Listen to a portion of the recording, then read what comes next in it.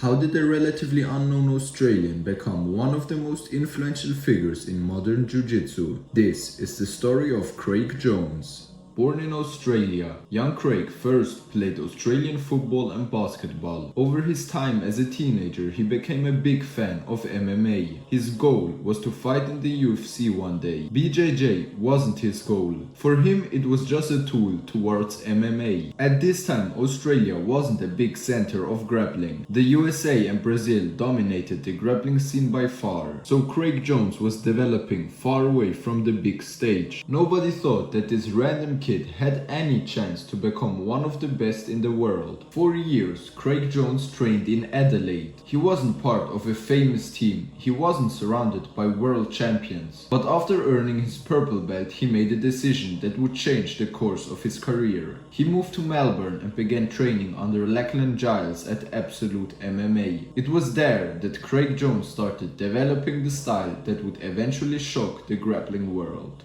At this time, Lachlan, his new coach, was already one of the most technical grapplers in Australia. By 2017, more than 10 years of training, Craig Jones was no longer just another Australian grappler. But outside of Australia, almost nobody knew who he was. That was about to change. By the time Craig Jones has established himself as one of the best grapplers in Australia, but on the world stage he was still a nobody. He wasn't invited to ADCC because he was famous. He earned his place the hard way through the ADCC trials. The minus 88 kilogram category was brutally stacked. There were athletes like Leandro Lo, Keenan Cornelius, Gordon Ryan and Murilo Santana. Craig was just another trials winner in there. ADCC is widely considered the most prestigious no-gi grappling tournament in the world. The best athletes from around the globe compete there for a chance to prove they are the best on the planet. But now the shock came. In his first match, he faced Leandro Lo, one of the biggest names in the sport at the time. Most people expected the Australian's tournament run to end right there. Instead, Craig put up a fight. Through leg entanglements, he came to his back and secured a rear naked choke. The upset sent shockwaves through the grappling world. Craig Jones had just submitted one of the favorites. At this point, some people thought he just got lucky with the win over Leandro Lo. And if this wasn't crazy enough, in the quarterfinal he fought Murilo Santana, another world-class competitor. Another submission, a flying triangle. At that point, it was clear this was no fluke. But then his run stopped in the semifinals after a loss against Keenan Cornelius. But overnight, Craig Jones becomes the star of the scene. Everybody was shocked how a random Australian submitted two of the world's best athletes at the time. In just a few hours, Craig Jones went from an unknown Australian grappler to one of the biggest stories in the sport. But ADCC 2017 wasn't the end of his rise. It was only the beginning. Because after the tournament, one of the most influential coaches in grappling took notice, John Danaher.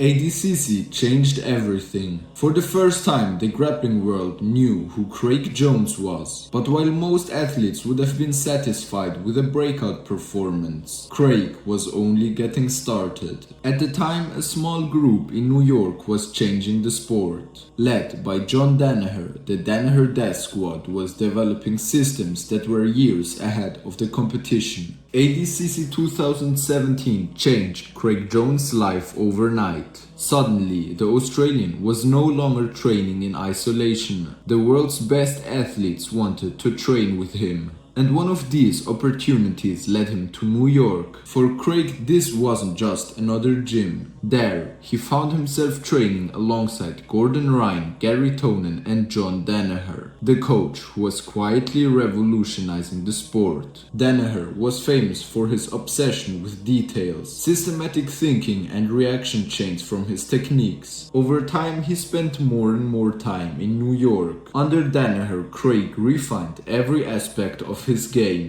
His leg locks became even more dangerous, and his understanding of grappling reached a crazy level. Whilst his time under Danaher, he became multiple Polaris world champion, made an even deeper run in ADCC 2019 and secured the silver medal, had wins over names like Jake Shields, Keenan Cornelius, Mason Fowler, Wagner Rocha and other top grapplers. He became one of the most famous Nogi athletes of the world, but the team which helped him to sustain his success was beginning to crack, and soon the Danaher Death Squad would collapse. By the year 2020, the Danaher Death Squad seemed unstoppable. They had dominated ADCC, had some of the best grapplers in the world, and John Danaher was widely considered the greatest coach in the sport. From outside, everything looked perfect, but behind the scenes, problems were beginning to appear. To this day, nobody outside the team knows exactly what happened, but by 2021, tensions inside the group had become impossible to ignore. After this, the Death Squad split into two teams. Craig Jones stayed with Nicky Ryan, Nicky Rodriguez and Ethan Krellinston, whilst Danaher, Gordon Ryan and Gary Tonen went another way. Through this split, Craig Jones created B-Team. Rather than trying to recreate the past, Craig Jones and his teammates decided to build something new. A gym with a different culture, less formal, less serious, but still world class.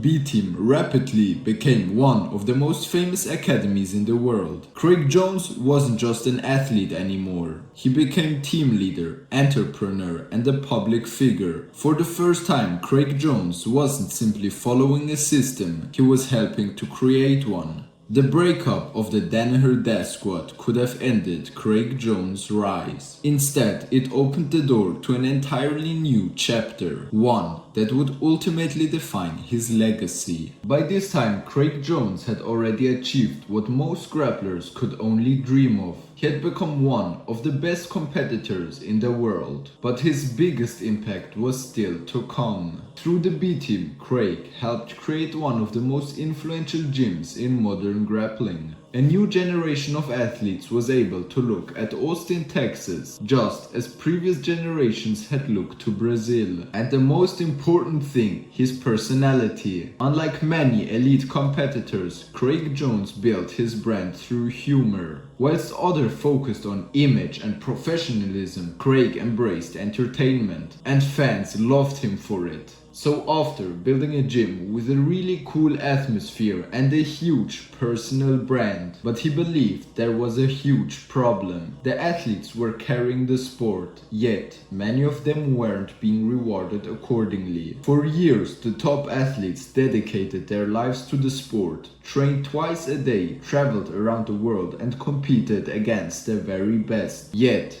many struggle to make a living from it. Rather than just simply complaining about the problem, Craig Jones decided to do something about it. He created Craig Jones Invitational. The event shocked the grappling world, not because of the matches, but because of the money. At this time, ADCC were giving $10,000 to the winner of each category. Craig Jones, as smart and funny as he is, decided to give every athlete who came to his tournament instead of ADCC would get $10,001, and the winner of the brackets were getting rewarded with $1 million, an amount of money which was never seen in the grappling world before. Whether people like him or not, Craig Jones forced the sport to have a conversation it had avoided for years. How much should elite grapplers get paid? Long after his matches at ADCC 2017 and 19 are forgotten,